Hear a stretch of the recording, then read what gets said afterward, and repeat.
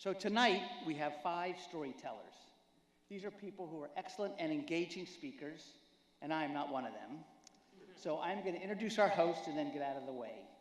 So our host tonight is Mark Oppenheimer, and for those of you that know Mark, that he does the tablet magazine podcast Unorthodox. He was a religious columnist for the New York Times.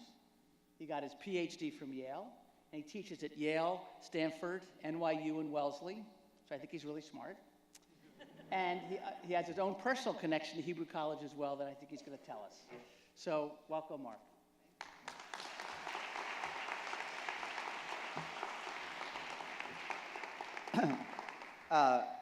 Rabbi Andy, if I may call you Rabbi. I know you're not a rabbi.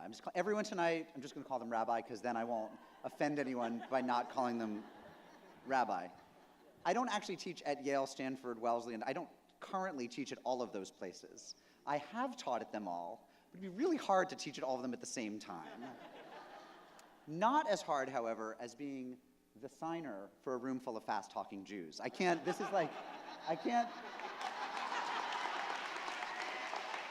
you know,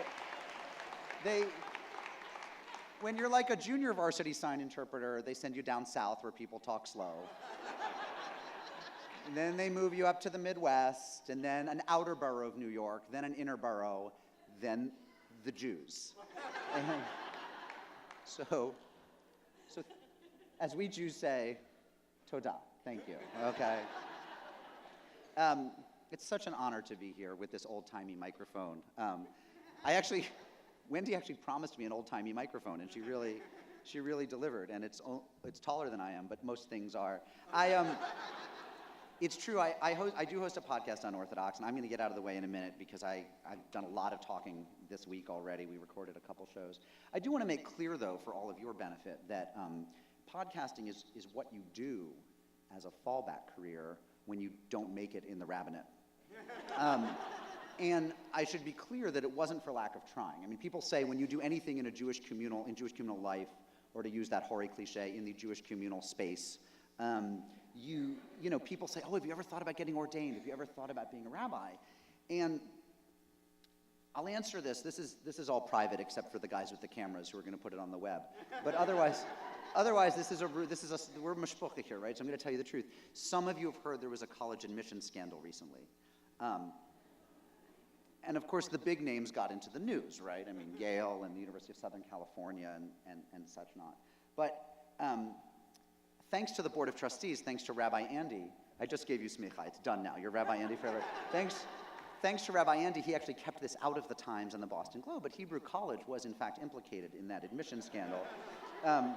There was somebody, you remember how the scandal worked, you paid a certain amount of money to the coach of one of the varsity athletic teams so somebody, I'm not gonna say who, wrote a $100,000 check, you know, to Hebrew College saying, you know, please admit somebody, I won't say who, and you know, the admission never happened, and you know, but the prosecutors, when they were investigating, they would have passed it over entirely because, you know, Hebrew College, 100,000. This isn't big money. This isn't a huge school, except that in the subject line of the check, it said "Attention, crew coach," and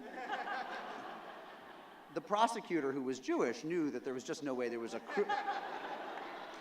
crew coach at Hebrew College, and so that's how I got implicated in the admission scandal. Was that I tried to get into Hebrew College. I'd mortgaged my house. I tried to bribe the crew coach at a rabbinic seminary. So, and a cantorial school and a school of adult education. We do many things here, I know. So look, the bottom line is, thank God I got out. I'm on bail right now. I said, do whatever you want to me, but don't do it until after May 30th, because I am involved in a world historical event. Some Jews are getting together to tell stories. And so this has never happened before in the history of Judaism. They're gonna eat and then they're gonna talk. And if I'm not there for it, like I'll have missed this major happening. No, I mean, that is what we do, right? The eating part, but the talking part, the storytelling part. And I think it's so meaningful. I don't know if this was intended, but I think it's so meaningful that we're having this event in the very short run-up to Shavuot when we think about 2 incredibly important stories that are told. One is the story of course, the giving of the Ten Commandments at Sinai, which in some ways is a universal story. So many of the world's people, most of them non-Jews, use those mitzvot as the backbone of their ethical systems. People across religious traditions, and traditions that aren't in the Abrahamic lineage have similar stories as well about the giving of ethical precepts. And they unite all of humanity in the quest for justice and kindness. But then there's this other story, which is so Jewishly specific, right? Which is the story of Ruth, saying, you know what? I could listen to my mother-in-law and I could follow those ethical precepts going back with my tribe, going back to the Moabites, but actually I want to do it with you.